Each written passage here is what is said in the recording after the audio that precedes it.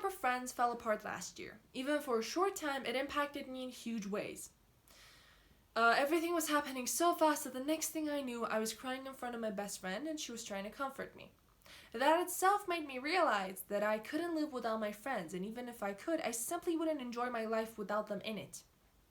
So I decided to take matters into my own hands and tried to mend what was broken. Eventually, we were glued back together and everything was fine. A short time after that, a friend of mine introduced me to a website called the 16 Personalities Test. Now, it was a test that took about 10 to 12 minutes to complete. It would take its time to assess what you would do in different situations, and then give you your MBTI test results, your future career paths, and then so many other details about yourself. One of the MBTI test results shows where you take your place on the ambiversion scale. It is a scale that shows which of the following you are: extrovert, introvert, or ambivert. Now, long before I was introduced to this test, I knew I was an extrovert, and I also thought I knew what it meant to be an extrovert. I thought that extroversion related to how outgoing and talkative someone is, and that introversion related to how shy someone was. But after learning that I was an 81% extrovert, I decided to search and read about it. First things first, there's no such thing as a pure introvert or a pure extrovert. Such a person should be locked away in a lunatic asylum. This statement has been made by someone who has researched a lot on this subject. Swiss psychoanalyst Carl Jung popularized these terms in the early 20th century.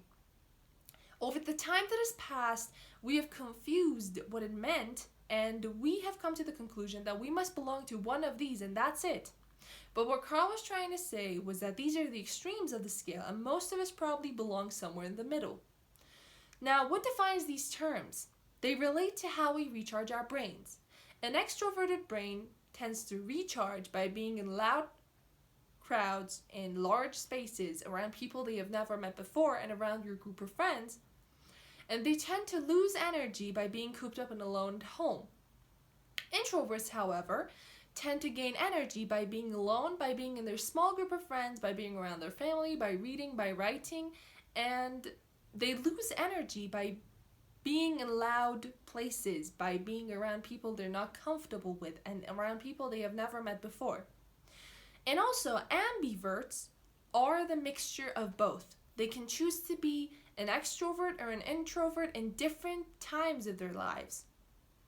Now, another important factor is how you process stimuli and your dopamine system. The nucleus is part of the brain that affects how we learn.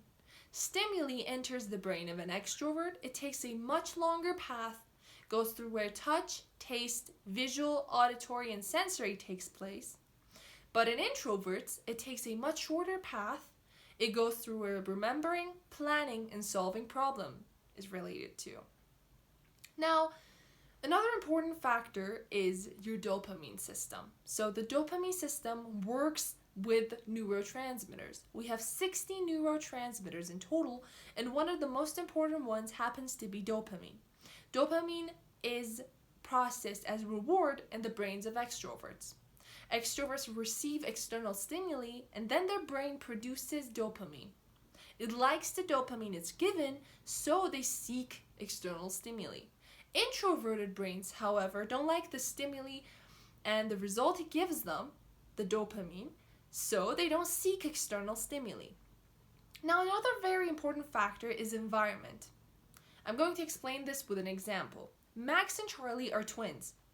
They are both introverts because their genes determine they are introverts.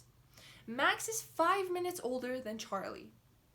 Whenever Max does something bold and daring, he's praised by his friends, family, and school. But whenever Charlie tries to do something that Max has done before, he's told that he's copying his brother and that he shouldn't do that. So, another question remains unanswered, and that is, can you change from being an introvert to an extrovert? No, you can't change yourself.